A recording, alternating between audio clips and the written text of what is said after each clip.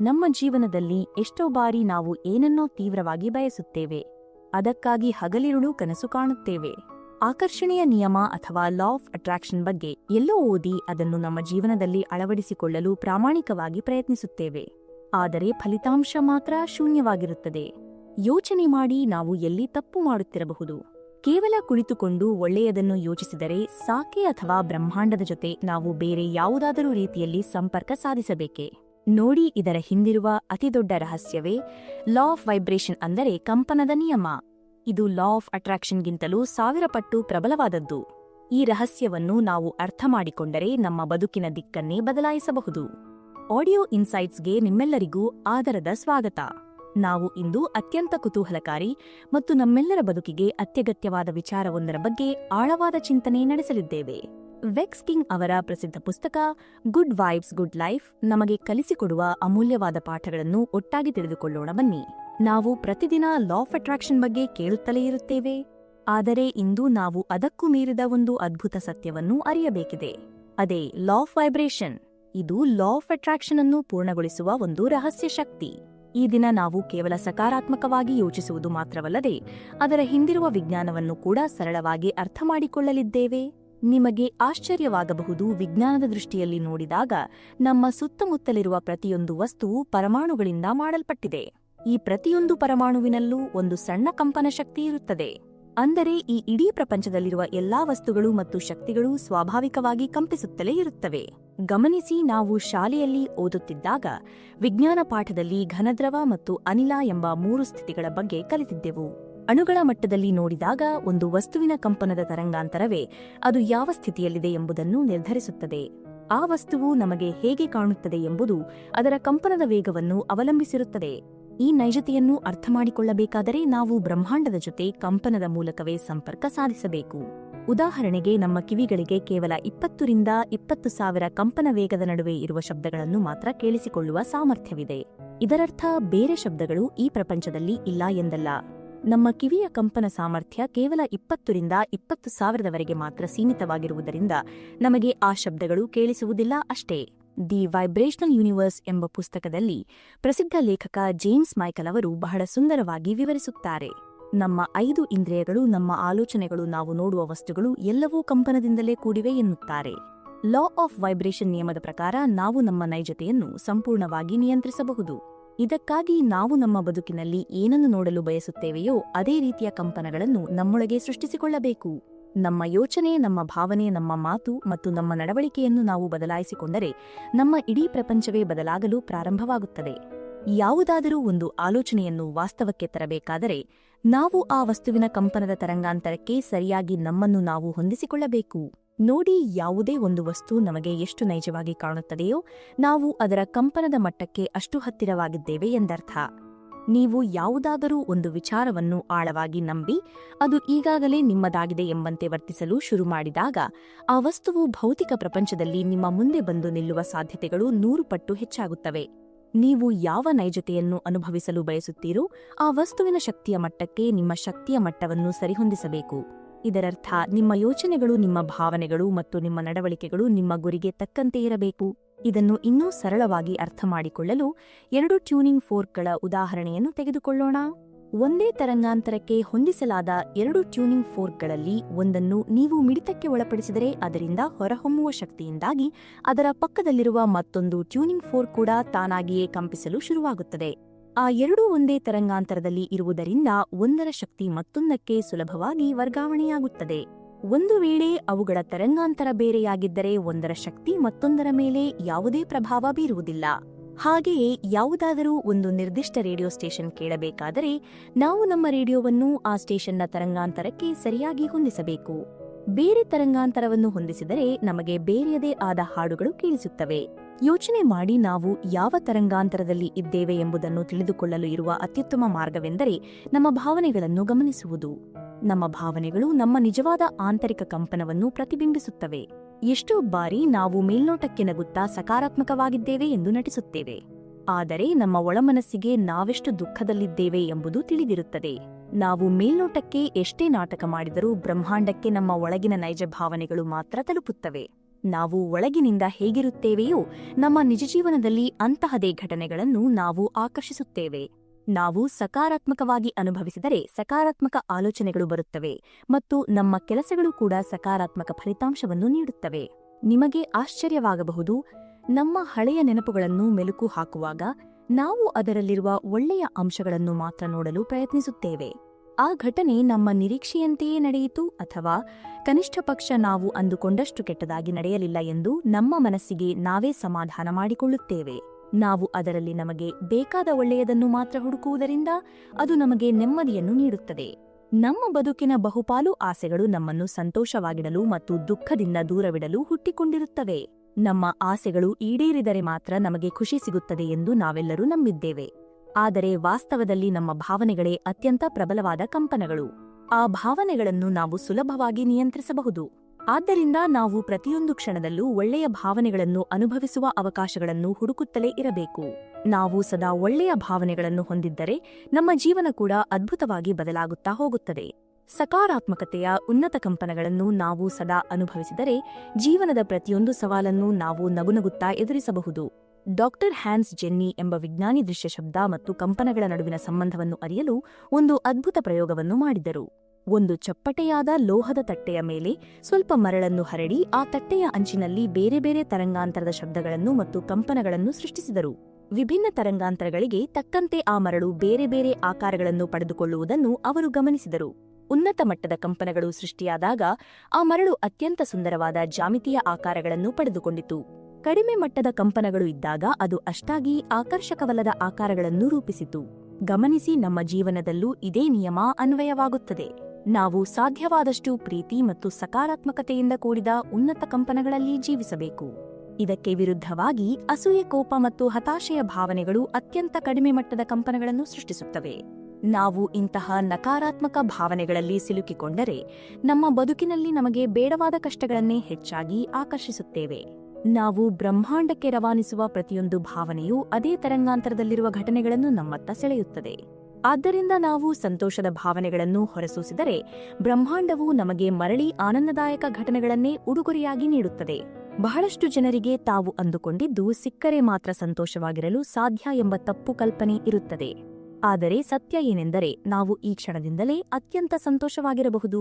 ನಮ್ಮನ್ನು ನಾವು ಪ್ರೀತಿಸಿಕೊಳ್ಳುವುದು ಮತ್ತು ನಮ್ಮ ಕಂಪನದ ಮಟ್ಟವನ್ನು ಹೆಚ್ಚಿಸಿಕೊಳ್ಳುವುದು ಇವೆರಡೂ ಜೊತೆಜೊತೆಯಾಗಿಯೇ ಸಾಗುತ್ತವೆ. ನಾವು ನಮ್ಮನ್ನು ನಾವು ಪ್ರೀತಿಸಲು ಶುರು ಮಾಡಿದಾಗ ನಮಗೆ ನಾವೇ ಗೌರವ ಕೊಟ್ಟುಕೊಳ್ಳುತ್ತೇವೆ. ಇದರಿಂದ ನಮ್ಮ ಮನಸ್ಥಿತಿ ತಾನಾಗಿಯೇ ಉಲ್ಲಾಸಗೊಳ್ಳುತ್ತದೆ ಮತ್ತು ಒಳ್ಳೆಯ ಅವಕಾಶಗಳು ನಮ್ಮನ್ನು ಹುಡುಕಿಕೊಂಡು ಬರುತ್ತವೆ. ಹೀಗೆ ನಮ್ಮನ್ನು ನಾವು ಪ್ರೀತಿಸುವ ಮೂಲಕ ನಾವು ಕನಸು ಕಂಡಂತಹ ಅದ್ಭುತ ಜೀವನವನ್ನು ನೈಜವಾಗಿ ಬದುಕಬಹುದು. ನಮ್ಮ ಕಂಪನದ ಮಟ್ಟವನ್ನು ಯಾವಾಗಲೂ ಉನ್ನತ ಸ್ಥಿತಿಯಲ್ಲಿ ಇಟ್ಟುಕೊಳ್ಳಲು ನಾವು ನಮ್ಮ ದಿನನಿತ್ಯದ ಜೀವನದಲ್ಲಿ ಕೆಲವು ಪ್ರಮುಖ ಅಭ್ಯಾಸಗಳನ್ನು ಅಳವಡಿಸಿಕೊಳ್ಳಬೇಕು. ಮೊದಲನೆಯದು ಸಕಾರಾತ್ಮಕ ಜನರ ಒಡನಾಟದಲ್ಲಿ ಇರುವುದು. ನಮ್ಮ ಸುತ್ತಮುತ್ತ ಯಾವಾಗಲೂ ಉನ್ನತ ಕಂಪನದಲ್ಲಿರುವ ಉತ್ಸಾಹಿ ಜನರನ್ನು ಇಟ್ಟುಕೊಳ್ಳಬೇಕು. ನಮಗಿಂತ ಹೆಚ್ಚು ಸಂತೋಷವಾಗಿರುವವರ ಜೊತೆ ನಾವು ಬೆರೆಯಬೇಕು, ಏಕೆಂದರೆ ಶಕ್ತಿಯು ಒಬ್ಬರಿಂದ ಮತ್ತೊಬ್ಬರಿಗೆ ಸುಲಭವಾಗಿ ವರ್ಗಾವಣೆಯಾಗುತ್ತದೆ. ನಮಗೆ ಬೇಸರವಾದಾಗ ಅಥವಾ ಮನಸ್ಸು ಅಶಾಂತವಾದಾಗ ನಾವು ಸಕಾರಾತ್ಮಕವಾಗಿ ಯೋಚಿಸುವ ವ್ಯಕ್ತಿಗಳ ಜೊತೆ ಕಾಲ ಕಳೆಯಬೇಕು. ಅವರು ನಮಗಿಂತ ಹೆಚ್ಚು ಸಕಾರಾತ್ಮಕ ಶಕ್ತಿಯನ್ನು ಹೊರಸೂಸುತ್ತಿರುವುದರಿಂದ ನಾವು ಅವರ ಆ ಶಕ್ತಿಯನ್ನು ಸುಲಭವಾಗಿ ನಮ್ಮದಾಗಿಸಿಕೊಳ್ಳಬಹುದು. ಸಂಶೋಧಕರು ಕ್ಲಮೈಡೋಮೋನಾಸ್ ರೈನ್ಹಾರ್ಟಿ ಎಂಬ ಹಸಿರು ಪಾಚಿಯು ತನ್ನ ಪಕ್ಕದಲ್ಲಿರುವ ಇತರ ಸಸ್ಯಗಳಿಂದ ಶಕ್ತಿಯನ್ನು ಹೀರಿಕೊಳ್ಳುವುದನ್ನು ಪತ್ತೆಹಚ್ಚಿದ್ದಾರೆ. ಮನುಷ್ಯರಾದ ನಮಗೂ ಕೂಡ ಇದೇ ನಿಯಮ ಅನ್ವಯಿಸುತ್ತದೆ. ನೀವು ಗಮನಿಸಿರಬಹುದು, ಕೆಲವರನ್ನು ನಾವು ಮೊದಲ ಬಾರಿ ಭೇಟಿಯಾದಾಗಲೇ ಅವರು ತುಂಬಾ ಒಳ್ಳೆಯವರು ಎಂಬ ಭಾವನೆ ನಮ್ಮ ಮನಸ್ಸಿನಲ್ಲಿ ಮೂಡುತ್ತದೆ. ಆ ಕ್ಷಣದಲ್ಲಿ ನಮಗೆ ಕಾರಣ ಗೊತ್ತಾಗದಿದ್ದರೂ ಕೆಲವು ದಿನಗಳ ಒಡನಾಟದ ನಂತರ ಆ ವ್ಯಕ್ತಿಯ ಬಗ್ಗೆ ನಾವು ತಳೆದಿದ್ದ ನಿಲುವಿಗೆ ಒಂದು ಸೂಕ್ತ ಕಾರಣ ಸಿಗುತ್ತದೆ. ಏಕೆಂದರೆ ಮನುಷ್ಯರ ಒಳಗೆ ಇರುವ ಶಕ್ತಿ ಯಾವಾಗಲೂ ಸತ್ಯವನ್ನೇ ಹೇಳುತ್ತದೆ. ಇದಕ್ಕೆ ವಿರುದ್ಧವಾದ ಅನುಭವಗಳು ನಮಗೆ ಆಗಿರುತ್ತವೆ. ಕೆಲವರು ತಮ್ಮ ಸುತ್ತಮುತ್ತಲಿನ ವಾತಾವರಣದಲ್ಲಿ ಯಾವಾಗಲೂ ಸಂತೋಷವನ್ನು ಹರಡುತ್ತಿರುತ್ತಾರೆ. ಅಂತಹ ಜನರ ಜೊತೆ ಕೇವಲ 5 ನಿಮಿಷ ಕಳೆದರೂ ನಮ್ಮ ಬೇಸರವೆಲ್ಲ ಮಾಯವಾಗುತ್ತದೆ. ಅವರ ಸಕಾರಾತ್ಮಕ ದೃಷ್ಟಿಕೋನ ನಮ್ಮ ಸಮಸ್ಯೆಗಳನ್ನು ಬಗೆಹರಿಸಲು ಹೊಸ ದಾರಿಗಳನ್ನು ತೋರಿಸಿಕೊಡುತ್ತದೆ. ಅವರು ಕಷ್ಟದ ಪರಿಸ್ಥಿತಿಯಲ್ಲೂ ಒಳ್ಳೆಯದನ್ನು ಹುಡುಕಲು ನಮಗೆ ಸಹಾಯ ಮಾಡುತ್ತಾರೆ ಮತ್ತು ನಮ್ಮ ಆತ್ಮವಿಶ್ವಾಸವನ್ನು ಹೆಚ್ಚಿಸುತ್ತಾರೆ. ಆದ್ದರಿಂದ ನಾವು ನಮ್ಮ ಜೀವನದಲ್ಲಿ ಮೌಲ್ಯವನ್ನು ಹೆಚ್ಚಿಸುವ ಇಂತಹ ವ್ಯಕ್ತಿಗಳ ಜೊತೆ ಬಲವಾದ ಬಾಂಧವ್ಯವನ್ನು ಬೆಳೆಸಿಕೊಳ್ಳಬೇಕು. ಎರಡನೆಯ ಅಭ್ಯಾಸ ನಮ್ಮ ದೇಹಭಾಷೆಯನ್ನು ಬದಲಾಯಿಸಿಕೊಳ್ಳುವುದು.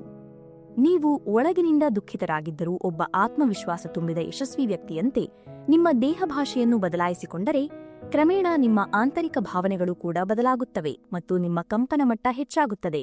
ಇದು ಹೇಗೆ ಸಾಧ್ಯ ಎಂದು ನಿಮಗೆ ಆಶ್ಚರ್ಯವಾಗಬಹುದು, ಆದರೆ ವಿಜ್ಞಾನ ಮತ್ತು ಮನಃಶಾಸ್ತ್ರ ಇದನ್ನು ಹಲವು ಬಾರಿ ಸಾಬೀತುಪಡಿಸಿವೆ. ಪ್ರಸಿದ್ಧ ಬಾಕ್ಸರ್ ಮೊಹಮ್ಮದ್ ಅಲಿ ಅವರು ಹೇಳುತ್ತಿದ್ದರು, ಒಬ್ಬ ಶ್ರೇಷ್ಠ ಚಾಂಪಿಯನ್ ಆಗಬೇಕಾದರೆ ಮೊದಲು ನೀವು ಶ್ರೇಷ್ಠರು ಎಂದು ನಿಮ್ಮ ಮನಸ್ಸನ್ನು ನಂಬಿಸಬೇಕು. ಒಂದು ವೇಳೆ ನೀವು ಶ್ರೇಷ್ಠರಲ್ಲದಿದ್ದರೂ ನೀವು ಹಾಗೆ ಆಗುವವರೆಗೂ ಶ್ರೇಷ್ಠರಂತೆಯೇ ನಟಿಸಬೇಕು. ಸೋನಿ ಲಿಸ್ಟನ್ ಜೊತೆಗಿನ ಪಂದ್ಯದ ಮೊದಲು ಮೊಹಮ್ಮದ್ ಅಲಿ ಅವರು ತಾವು ಈಗಾಗಲೇ ಲಿಸ್ಟನ್ ಅವರನ್ನು ಸೋಲಿಸಿ ಗೆದ್ದಿರುವಂತೆ ಮತ್ತು ಪ್ರೇಕ್ಷಕರೆಲ್ಲರೂ ತಮಗಾಗಿ ಚಪ್ಪಾಳೆ ತಟ್ಟುತ್ತಿರುವಂತೆ ವರ್ತಿಸಿದ್ದರು. ಮನಃಶಾಸ್ತ್ರಜ್ಞೆ ಆಮಿ ಕಡ್ಡಿ ಅವರು ತಮ್ಮ ಸಂಶೋಧನೆಯ ಮೂಲಕ ಒಂದು ಅದ್ಭುತ ವಿಚಾರವನ್ನು ಹಂಚಿಕೊಳ್ಳುತ್ತಾರೆ. ನಮ್ಮ ದೇಹ ಭಾಷೆ ಇತರರು ನಮ್ಮನ್ನು ನೋಡುವ ರೀತಿಯನ್ನು ಮಾತ್ರವಲ್ಲದೆ ನಾವು ನಮ್ಮನ್ನು ನೋಡಿಕೊಳ್ಳುವ ರೀತಿಯನ್ನು ಬದಲಾಯಿಸುತ್ತದೆ.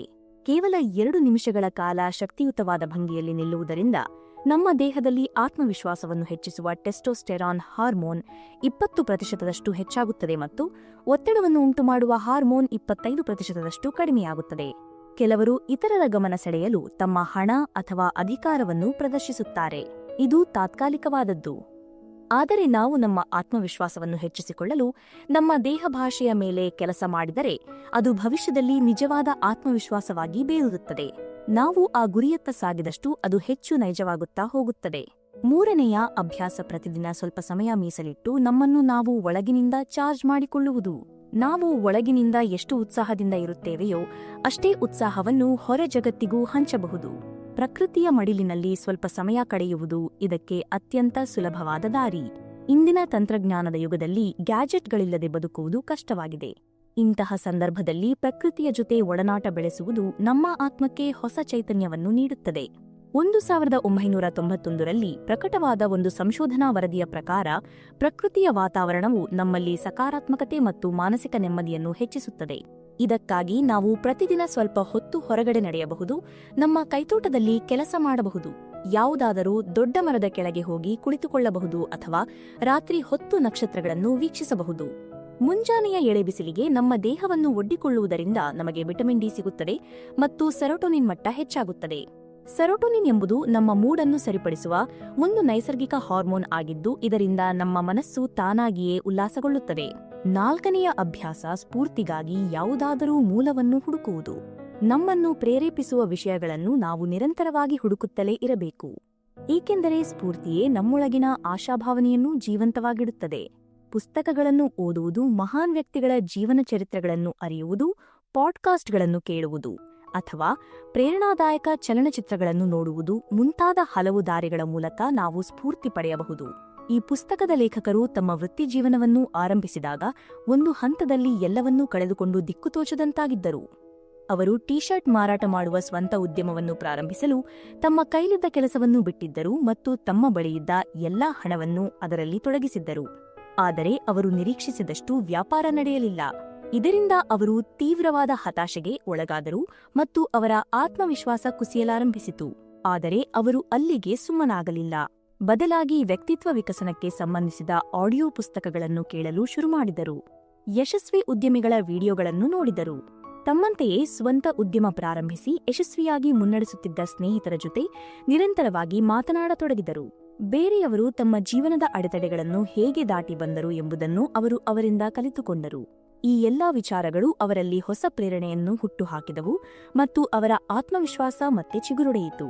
ಆ ಯಶಸ್ವಿ ವ್ಯಕ್ತಿಗಳ ಕಥೆಗಳು ಲೇಖಕರಿಗೆ ಒಂದು ಅದ್ಭುತ ಪಾಠವನ್ನು ಕಲಿಸಿದವು. ಅದೇನೆಂದರೆ, ವೈಫಲ್ಯ ಎಂಬುದು ಎಂದಿಗೂ ನಮ್ಮ ಅಂತಿಮ ನಿಲ್ದಾಣವಲ್ಲ.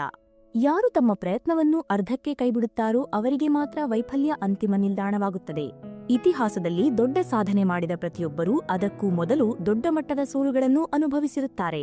ಲೇಖಕರ ಟೀ-ಶರ್ಟ್ ಉದ್ಯಮ ಯಶಸ್ವಿಯಾಗದಿದ್ದರೂ ಆ ಸೋಲು ಅವರ ಜೀವನದ ಬಹುದೊಡ್ಡ ಬದಲಾವಣೆಗೆ ನಾಂದಿಯಾಯಿತು. ಹೀಗೆ ನಾವು ಸ್ಫೂರ್ತಿ ಪಡೆದುಕೊಂಡಾಗ ನಾವು ಸಾಗುತ್ತಿರುವ ದಾರಿಯ ಬಗ್ಗೆ ನಮಗೆ ಸ್ಪಷ್ಟತೆ ಸಿಗುತ್ತದೆ ಮತ್ತು ಭವಿಷ್ಯದ ಅದ್ಭುತ ಸಾಧ್ಯತೆಗಳು ನಮ್ಮ ಕಣ್ಣಿಗೆ ಕಾಣಲಾರಂಭಿಸುತ್ತವೆ. 5ನೇಯ ಮತ್ತು ಅತ್ಯಂತ ಪ್ರಮುಖವಾದ ಅಭ್ಯಾಸ, ಕೃತಜ್ಞತೆಯನ್ನು ವ್ಯಕ್ತಪಡಿಸುವುದು. ಯೋಚನೆ ಮಾಡಿ, ನಾವು ನಮ್ಮ ಶಾಲೆ ಅಥವಾ ಶಿಕ್ಷಣ ವ್ಯವಸ್ಥೆಯ ಬಗ್ಗೆ ದೂರುವ ಮೊದಲು ಈ ಜಗತ್ತಿನಲ್ಲಿ ಲಕ್ಷಾಂತರ ಮಕ್ಕಳಿಗೆ ಅಕ್ಷರ ಕಲಿಯುವ ಅವಕಾಶವೇ ಸಿಕ್ಕಿಲ್ಲ ಎಂಬುದನ್ನು ನೆನಪಿಸಿಕೊಳ್ಳಬೇಕು. ನಮ್ಮ ದೇಹದ ತೂಕದ ಬಗ್ಗೆ ಚಿಂತಿಸುವ ಮೊದಲು ಎಷ್ಟೋ ಜನರಿಗೆ ದಿನಕ್ಕೆ ಒಂದು ಹೊತ್ತಿನ ಊಟವೂ ಸಿಗುತ್ತಿಲ್ಲ ಎಂಬುದನ್ನು ಸ್ಮರಿಸಬೇಕು. ನಮ್ಮ ಕೆಲಸದ ಬಗ್ಗೆ ಅಸಮಾಧಾನ ವ್ಯಕ್ತಪಡಿಸುವ ಮೊದಲು ಉದ್ಯೋಗವಿಲ್ಲದೆ ಪರದಾಡುತ್ತಿರುವ ಯುವಕರ ಬಗ್ಗೆ ಯೋಚಿಸಬೇಕು. ಮನೆಯನ್ನು ಸ್ವಚ್ಛಗೊಳಿಸುವ ಕಷ್ಟದ ಬಗ್ಗೆ ದೂರುವ ಮೊದಲು ಮಲಗಲು ಒಂದು ಸೂರಿನ ಆಶ್ರಯವೂ ಇಲ್ಲದೆ ಬೀದಿಯಲ್ಲಿ ಮಲಗುವವರ ಬಗ್ಗೆ ಒಮ್ಮೆ ನೆನಪಿಸಿಕೊಳ್ಳಬೇಕು. ನಮ್ಮ ಬಳಿ ಇರುವುದಕ್ಕೆ ಕೃತಜ್ಞರಾಗಿರುವುದು ನಾವು ಬೆಳೆಸಿಕೊಳ್ಳಬಹುದಾದ ಅತ್ಯಂತ ಸುಲಭವಾದ ಮತ್ತು ಅತ್ಯಂತ ಶಕ್ತಿಯುತವಾದ ಅಭ್ಯಾಸವಾಗಿದೆ. ಪ್ರತಿದಿನ ಬೆಳಿಗ್ಗೆ ಎದ್ದ ಕೂಡಲೇ ನಮಗೆ ಸಿಕ್ಕಿರುವ ಸೌಲಭ್ಯಗಳನ್ನು ಎಣಿಸುತ್ತಾ ಬಂದರೆ ನಮ್ಮ ಮನಸ್ಸು ಪ್ರತಿಯೊಂದರಲ್ಲೂ ಒಳ್ಳೆಯದನ್ನೇ ನೋಡಲು ಹದಗೊಳ್ಳುತ್ತದೆ. ಕ್ರಮೇಣ ನಮ್ಮ ಉಪಪ್ರಜ್ಞೆ ಮನಸ್ಸು ಕೇವಲ ಸಕಾರಾತ್ಮಕ ವಿಚಾರಗಳತ್ತ ಮಾತ್ರ ಆಕರ್ಷಿತವಾಗುತ್ತದೆ. ಏಕೆಂದರೆ ನಾವು ಕೃತಜ್ಞತೆಯ ಭಾವದಲ್ಲಿರುವಾಗ ನಮ್ಮ ಮನಸ್ಸಿಗೆ ಬೇಸರ ಅಥವಾ ದುಃಖವನ್ನು ಅನುಭವಿಸಲು ಸಾಧ್ಯವೇ ಇಲ್ಲ. ಕೃತಜ್ಞತೆ ಎಂಬುದು ಕೇಳಲು ಬಹಳ ಸರಳವಾಗಿ ಕಂಡರೂ ಅದನ್ನು ಆಚರಣೆಯಲ್ಲಿ ತರಲು ಬಹಳಷ್ಟು ಜನ ಕಷ್ಟಪಡುತ್ತಾರೆ. ಜಗತ್ತಿನ ಅತ್ಯಂತ ಯಶಸ್ವಿ ವ್ಯಕ್ತಿಗಳ ಜೀವನ ಚರಿತ್ರೆಗಳನ್ನು ಅಧ್ಯಯನ ಮಾಡಿದಾಗ ಅವರೆಲ್ಲರಲ್ಲೂ ಇದ್ದ ಒಂದು ಸಮಾನವಾದ ಗುಣವೆಂದರೆ ಈ ಕೃತಜ್ಞತಾ ಭಾವ. ನಾವು ಕೃತಜ್ಞತೆಯಿಲ್ಲದೆ ನಿಜವಾದ ಸಂತೋಷವನ್ನು ಅನುಭವಿಸಲು ಸಾಧ್ಯವೇ ಇಲ್ಲ. ಕೃತಜ್ಞತೆ ವ್ಯಕ್ತಪಡಿಸುವುದರಿಂದ ನಾವು ಕೇವಲ ಒಳ್ಳೆಯ ವಸ್ತುಗಳನ್ನು ಆಕರ್ಷಿಸುವುದು ಮಾತ್ರವಲ್ಲದೆ ಆ ಒಳ್ಳೆಯ ವಸ್ತುಗಳನ್ನು ನಮ್ಮ ಜೊತೆಯಲ್ಲೇ ಉಳಿಸಿಕೊಳ್ಳುವ ಅರ್ಹತೆಯನ್ನೂ ಪಡೆದುಕೊಳ್ಳುತ್ತೇವೆ. ಜನರು ಪ್ರತಿದಿನ ತಮ್ಮನ್ನು ತಾವು ಇತರರೊಂದಿಗೆ ಹೋಲಿಕೆ ಮಾಡಿಕೊಳ್ಳುತ್ತಲೇ ಇರುತ್ತಾರೆ. ಆದರೆ ಇತರರು ಕನಸು ಕಾಣುವಂತಹ ಎಷ್ಟೋ ಸೌಲಭ್ಯಗಳು ಈಗಾಗಲೇ ನಮ್ಮ ಬಳಿ ಇವೆ ಎಂಬುದನ್ನು ನಾವು ಒಪ್ಪಿಕೊಳ್ಳುವುದೇ ಇಲ್ಲ. ಯುದ್ಧ ಪೀಡಿತ ದೇಶಗಳಲ್ಲಿ ಪ್ರತಿದಿನ ಜೀವಭಯದಲ್ಲಿ ಬದುಕುವ ಜನರ ಬಗ್ಗೆ ಒಮ್ಮೆ ಯೋಚನೆ ಮಾಡಿ. ನಾವು ಅದೆಷ್ಟೋ ಪಾಲು ಸುರಕ್ಷಿತವಾಗಿದ್ದೇವೆ ಅಲ್ಲವೇ? ಈ ಪುಸ್ತಕದ ಲೇಖಕರು ವಿಲ್ ಎಂಬ ವ್ಯಕ್ತಿಯ ಉದಾಹರಣೆಯನ್ನು ನೀಡುತ್ತಾರೆ. ವಿಲ್ ಒಮ್ಮೆ ಲೇಖಕರ ಬಳಿ ಸಲಹೆ ಪಡೆಯಲು ಬಂದಿದ್ದ. ಆತ ಬಂದ ತಕ್ಷಣ ತನ್ನ ಜೀವನದ ಎಲ್ಲಾ ಕಷ್ಟಗಳನ್ನು ಒಂದರ ಹಿಂದೊಂದರಂತೆ ಹೇಳಿಕೊಳ್ಳಲು ಶುರುಮಾಡಿದ.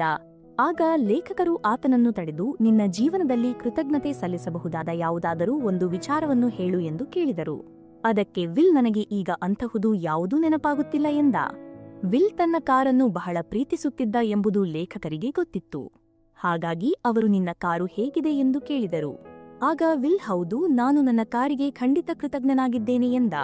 ಇದು ಕೃತಜ್ಞತೆಯ ಹಾದಿಯಲ್ಲಿ ಆತ ಇಟ್ಟ ಮೊದಲ ಹೆಜ್ಜೆಯಾಗಿತ್ತು. ನಂತರ ಲೇಖಕರು, ಒಂದು ವೇಳೆ ನಿನ್ನ ಬಳಿ ಆ ಕಾರು ಇಲ್ಲದಿದ್ದರೆ ಏನಾಗುತ್ತಿತ್ತು ಎಂದು ಕೇಳಿದರು.